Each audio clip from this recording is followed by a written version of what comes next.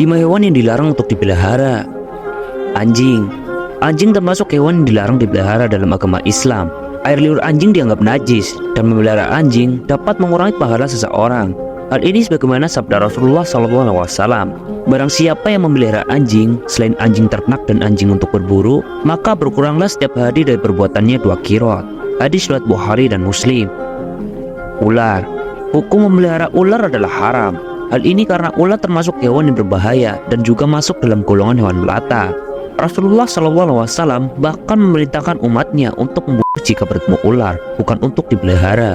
Hal tersebut tercantum dalam sebuah hadis. Rasulullah SAW memerintahkan untuk membunuh 2 binatang hitam ketika sholat, ular dan kala. Hadis riwayat Tirmizi. Tikus.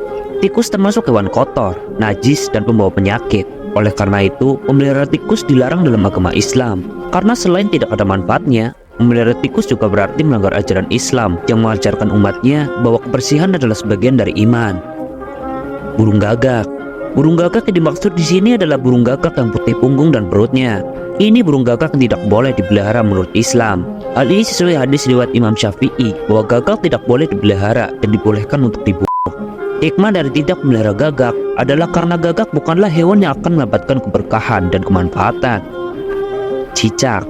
Cicak menjadi hewan yang seringkali dapat kita temukan di setiap rumah. Namun meski begitu, hewan satu ini merupakan hewan yang dilarang untuk dipelihara dan diberitakan untuk dibunuh. Hal ini sebagaimana sabda Rasulullah SAW. Dahulu, cicak yang meniup dan membesarkan api yang membakar Ibrahim. Hadis riwayat muttafaq alaih.